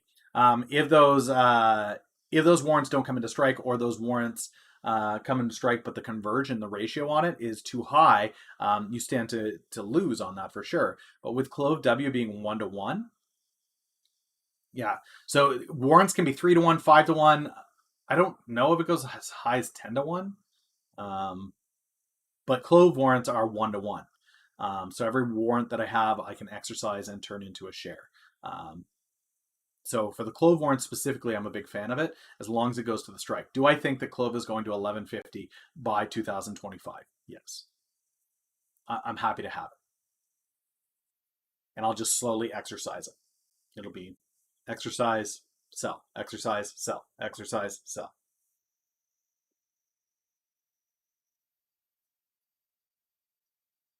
Now you can trade the warrants like equity. There's just not the same amount of volume on them. So right now it's saying that I'm up $2,500, but Millennial, it hasn't hit strike yet. It hasn't hit the 1150. How can it be worth more than what you bought it at? Well, because the price movement is moving closer and closer and closer to strike, the value of the warrant is also moving up as well. The closer you get to 1150, the closer this is going to come to being worth 1150, which is where you see that nice little spike in value. Actually, I guess technically I could trade the warrant itself to clear capital to convert to equity. So I could sell 400 Clove warrants to then start the process of exercising instead of exiting another position. I could use the warrants themselves. It's similar to options, but options have a whole bunch of strikes, a whole bunch of expiries, and the options are issued by an exchange. Warrants have a single price, a single expiry, and they are issued by the company themselves. So that would be the big difference between the two. Yeah, SNDL 94 guys, SHG $150 almost. Holy cow. SHG is just going. Up $2,000 on that now.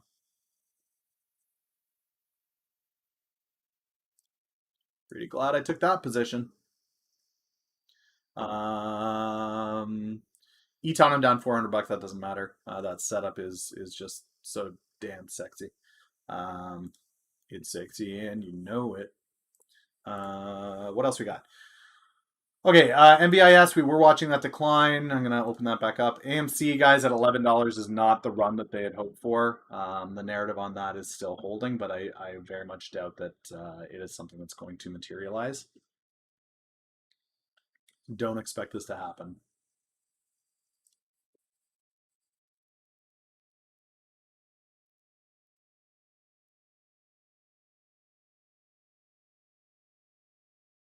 This narrative, guys, that you need to buy to fight the powers that be. Powers that be are collecting on your ass. You are paying the powers that be. You're not winning. You're not winning.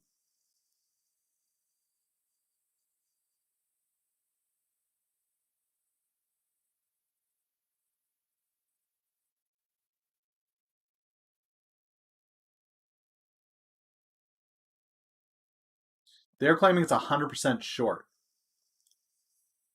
Let's find AMC.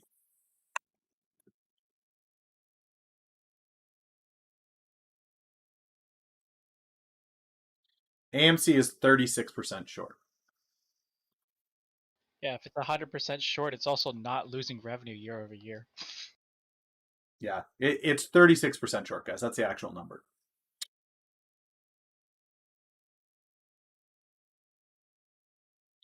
Yeah, and that is a great. There are a lot of great, simple, basic bitch ideas that come out of guys like Warren Buffett, Munger, Lynch, and you'll find that a lot of the information that I put out is also basic bitch guys. I'm not trying to make things complicated. I'm trying to make things simple. The video I did yesterday, I am expecting at some point to get some hate on it of how dare you tell me as a retail trader maybe I shouldn't just trade the market and I should trust somebody else to do it for me. Screw you. What do you know? Guys, that is part of the reality in this market is there will come a time where you have to accept the fact that you are not a trader. Not everybody should be in the market full time. Not everybody should be managing their portfolio actively. That's just a reality, and I'm not trying to discourage any of you that are trying to understand and trying to get into this, but you always need to have that consideration of should I keep doing this, right? Is this something that I should do?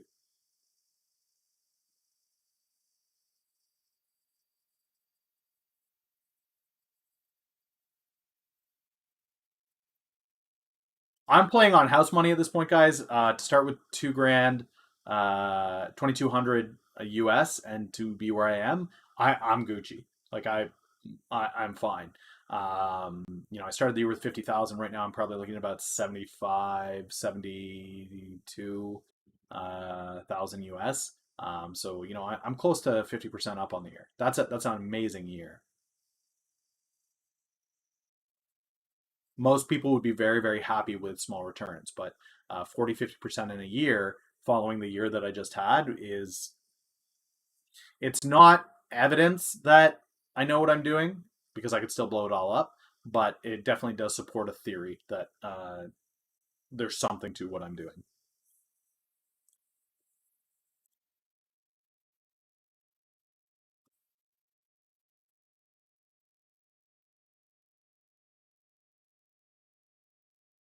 Yeah, I don't really advocate for that. I don't advocate for, if you don't understand what's going on, hop in anyway. That was kind of one of the big things. What did I do at the start with my 2K? I traded penny stock bio to build capital. That was kind of my thing. I don't advocate for you to day trade in the event that you. Yeah, I mean some of them do. Some Peter Lynch, his is an interesting one as you start to break it down, where he just looks at um, what he sees doing well in the world and buys it up. In many of his early introductory books is like, I saw this, it was doing well in sales. I'd go out and find people that were buying it, talk to them about why they liked it. If I saw something that I think had a product that was going to hold, it had a moat around it, then great, I was in on it. Buffett definitely in the beginning. People like to think about Buffett now when he talks about valuations of companies, and a good company at a good price and at a fair price instead of a great price. People like to talk about that stuff, but the reality is, in the first couple of years of Buffett's growth, he was trading some pretty edgy stuff, and he had success in it, and that's great because that shows me that even the great Warren Buffett has evolved in how he trades. Right, he moved from some pretty edgy stuff into some more reliable stuff, into his Berkshire Hathaway acquisition, into trading off of premiums, and then trading long-term holds into sectors that he likes, and he became the guy that all of you guys know and love today. So that's kind of there. Um, Park this for later. It's worthy. Okay. Oh no, no, no, no, no, no music. Yeah, Nassim Taleb, guys. I like Nassim Taleb. Um, he's a lot more math numbers kind of guy, but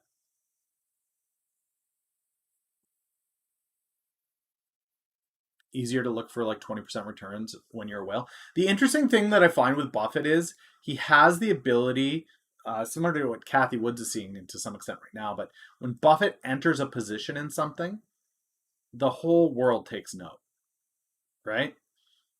The whole world takes note. I haven't seen that one. The Andrew Lowe one is. Yeah, guys, trying to get a 20% annualized return on billions of dollars is insanity. But also having an endless flow of premiums from an insurance company, that doesn't hurt.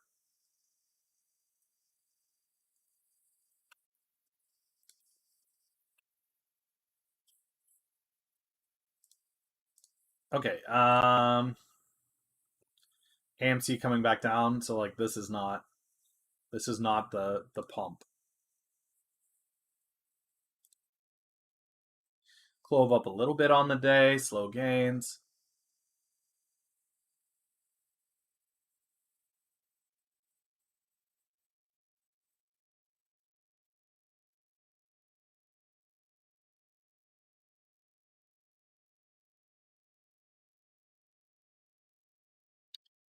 Yeah, he buys and people pump at 4%, but he's not putting 100% of his capital into a single position. He has a diversified portfolio across multiple holdings. So um, U.S. dollars losing some steam. Let's see if they're headed to crypto. Ethereum's up 5% on the day, 4.8%. All-time highs on Ethereum, guys.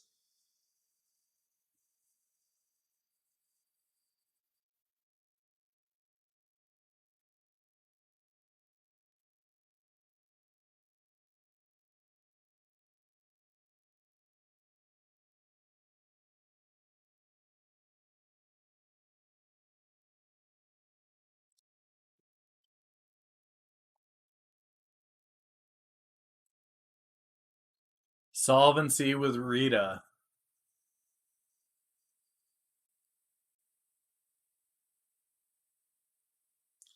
So this is how to stay solvent, guys.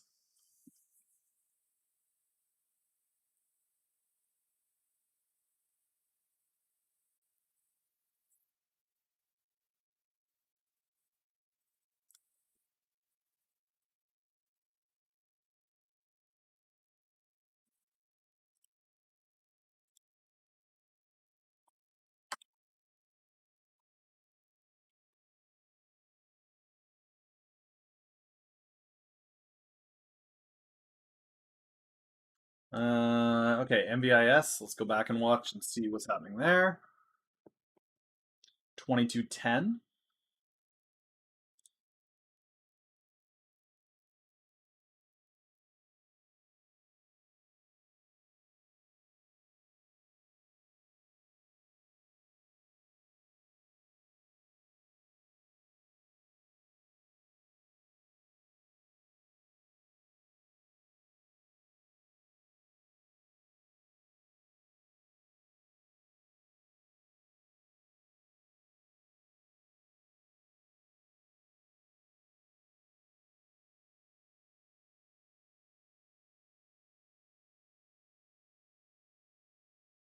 I wish YouTube had that functionality. They just don't.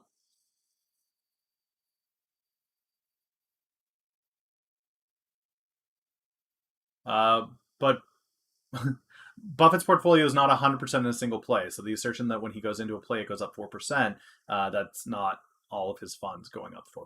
That's whatever position he puts into that. He also stands his holdings in a lot of positions that he's held for years. Coke, candies. What's the other one that he has? He used to be very bullish on airlines. He has A since certain changed that fruit, position. a certain fruit stock. Yeah, we don't talk about that.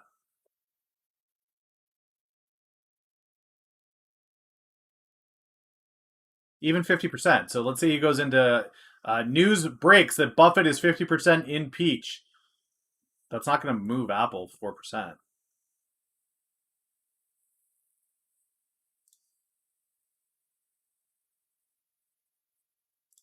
Just see when it was in Oxy.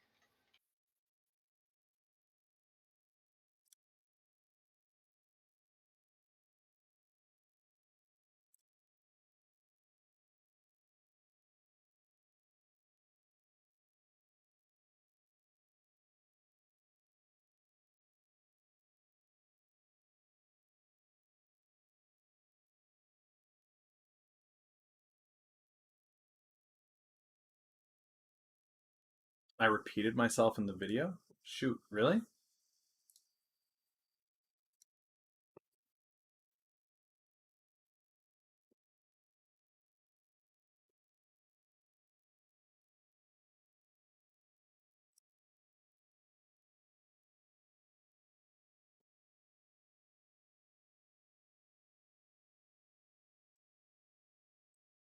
What's this disclaimer? What? Why is there a disclaimer on this?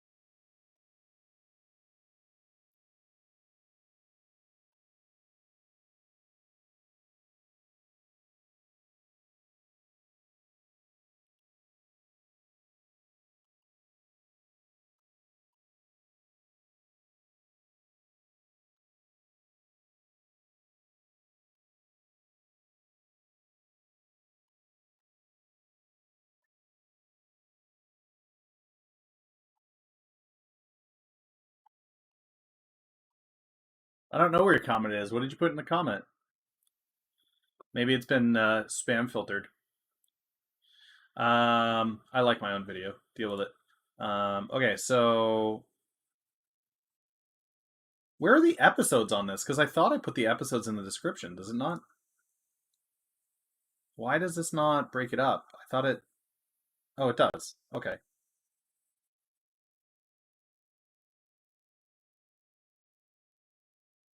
Oh man, these are both the same thing, aren't they? Yeah. Yeah. Oops, my bad. Um,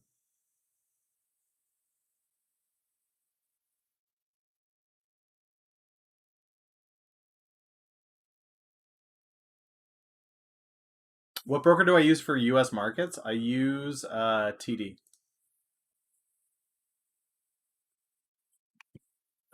The TD Canada allows me to trade on U.S. markets and Canadian markets, so that's where you see me trading a Canadian margin account with SHG on the TSXV, and then I'm also trading these equities on the U.S. markets.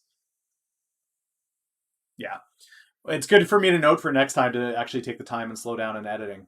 Um, some of the first videos I did on YouTube, guys, when I was getting started, didn't have any audio at all, and I left them up there to remind me that you can be a complete bozo sometimes, millennial, and you need to slow down and take your time.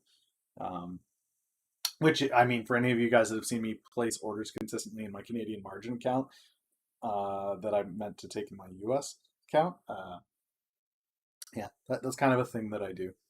I am tempted to get rid of this MGTI because I just hate it. I hate that it's constantly sitting there, but who knows? Maybe eventually they'll announce that they actually do something. MBIS 2185. This is going to be interesting, guys, as it heads into lunch.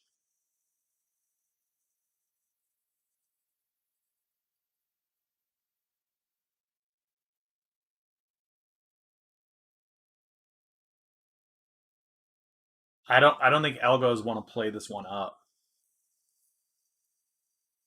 and the volume is redonkulous on it.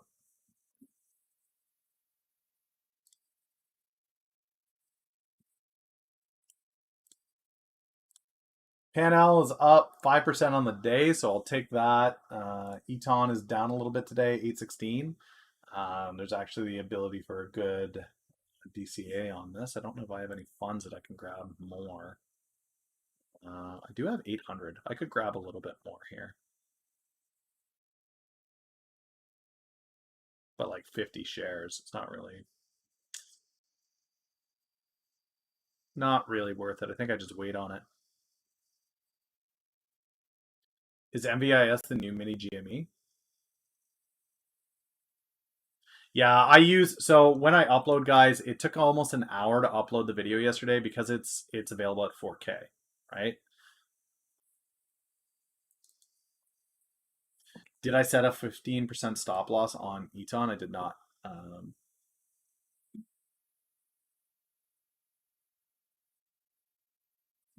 I have my dashboard open all day, guys, so I don't need to set the stop loss. No, no, no, no. I can exit at 15%. They're my rules. I break them all the time.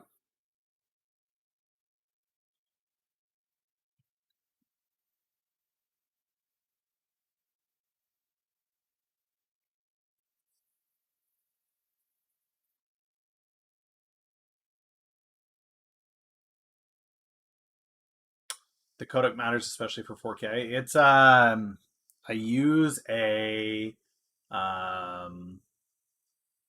oh shit, what is the format?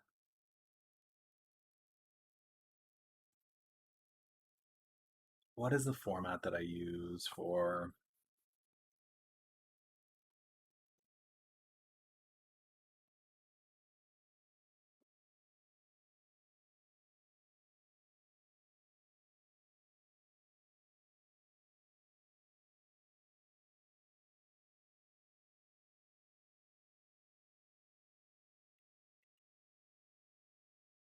I can't remember the name for it. I used to know it off. Yeah, Yeah, that's the one. H265.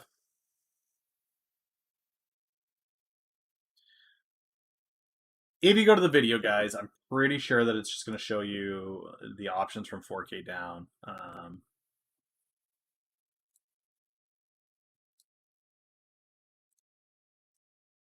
Yeah, 4K, HD, 720.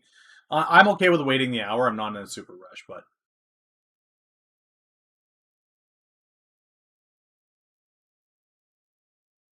What's my upload speed? Not good. I'm in rural Ontario, remember? So, um,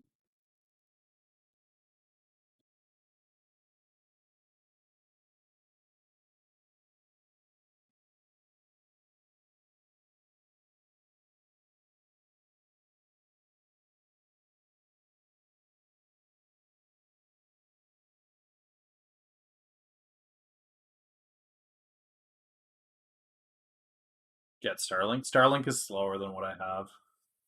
I looked at it. It's slower.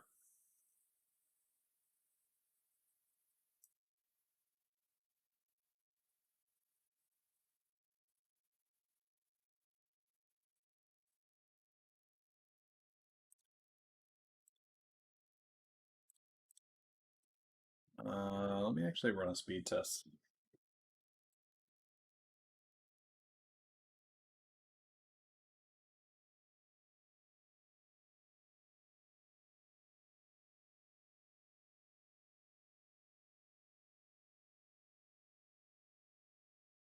I use TechSavvy. It won't be accurate since you're streaming.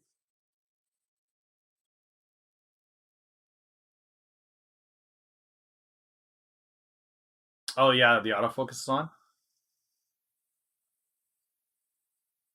That's useful, guys. Leaked IP. Yeah. Okay.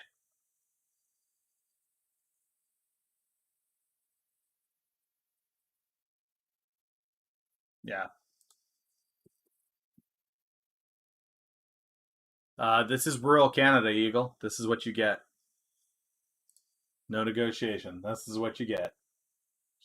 So Clover's up a little on the day, guys. ETON is now down a little on the day, which is fine.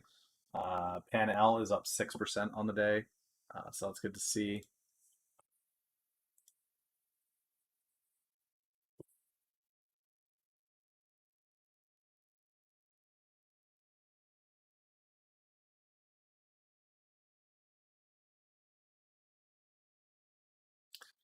No, I did sign up for the beta and I got the email that I could consider it, and then I looked at the pricing and the speeds was not any faster. The speed was only 300, which is slower than what I get, and the price was more.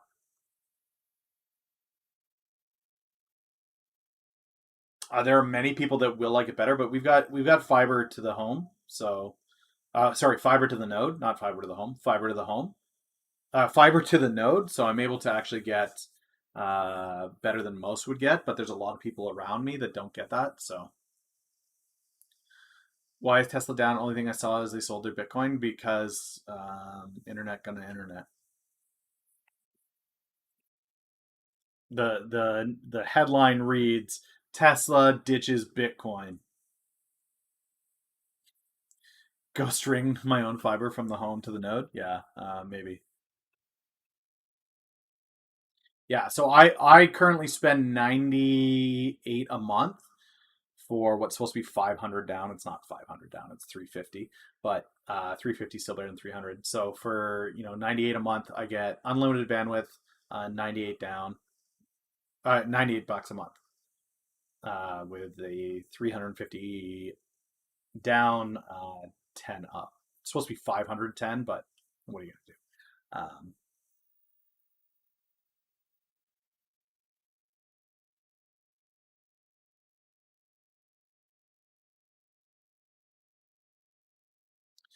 Shouldn't Bitcoin go down instead of Tesla? No.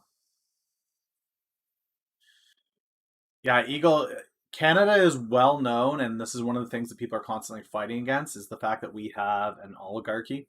We have three companies that essentially own our telecommunications, and they price gouge the shit out of it.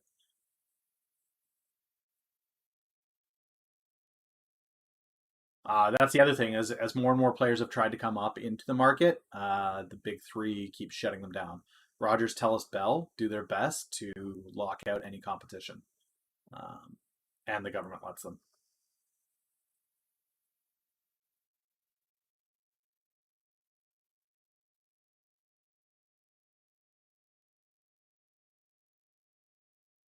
They let them get away with it.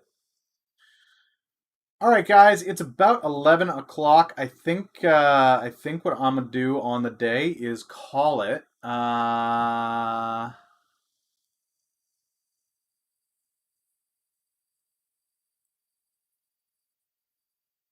our mobile's even worse. I there's a reason why I don't use data on any of my crap.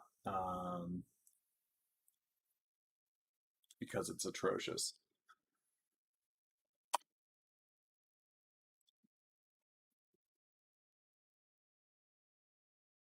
Can get to work with the physical damage.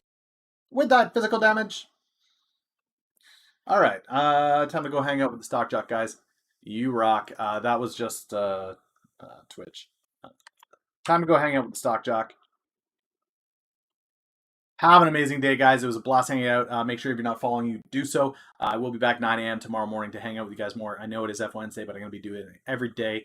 Keep your eyes peeled. If you're not already subbed over on YouTube, please do so. The socials are available there for you guys. But go over to YouTube, check out the new video if you haven't. Make sure that you're subbed over there as well, as I will be dropping a new video this afternoon. I will see you guys tomorrow. Later. 10 seconds. 10 seconds. Here we go.